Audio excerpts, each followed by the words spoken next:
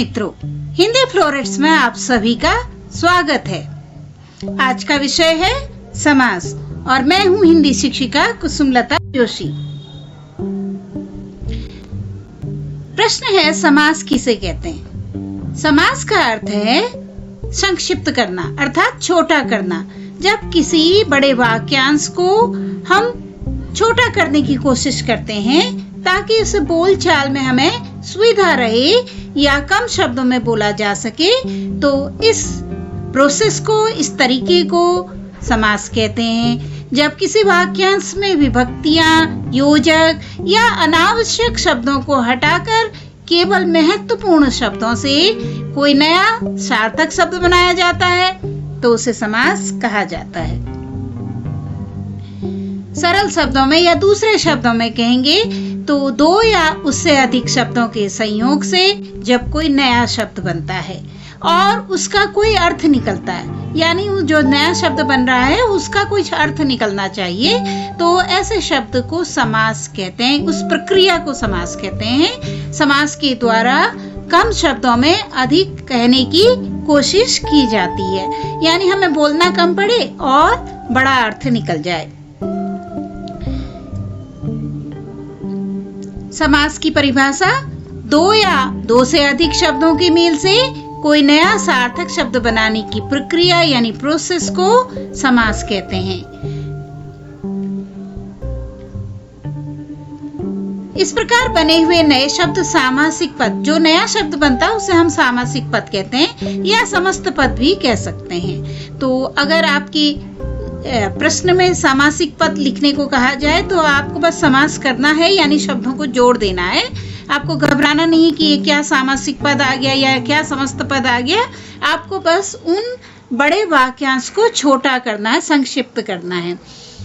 समस्त पद में पहले जो पद होता है उसको पूर्व पद कहते हैं और बाद वाले पद को उत्तर पद कहते हैं। पूर्व का मतलब पहले वाला और उत्तर माने बाद वाला, लेटर वन।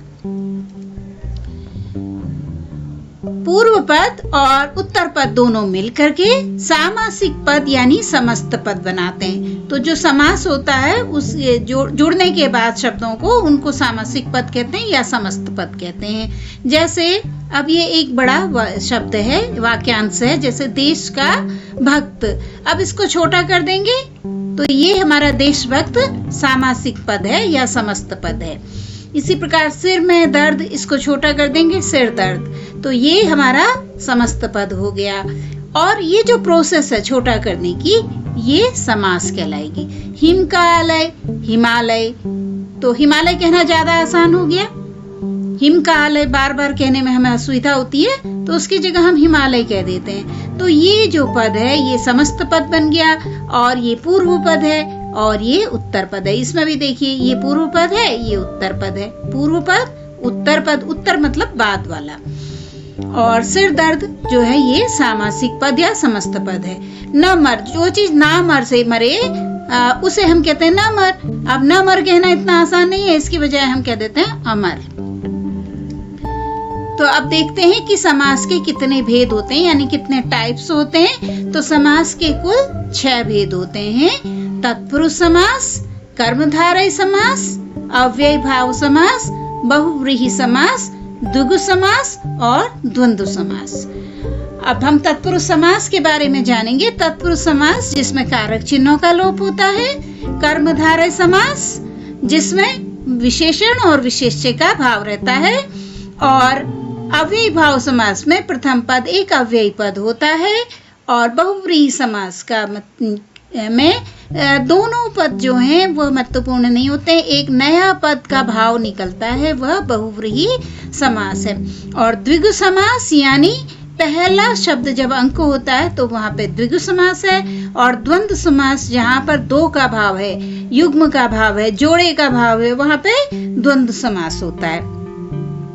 तो आशा है आपको हमारी ये प्रस्तुति पसंद आई होगी। अगर आपको हमारी ये कोशिश पसंद आई है तो कृपया चैनल को लाइक, सब्सक्राइब और शेयर करना न भूलें। धन्यवाद।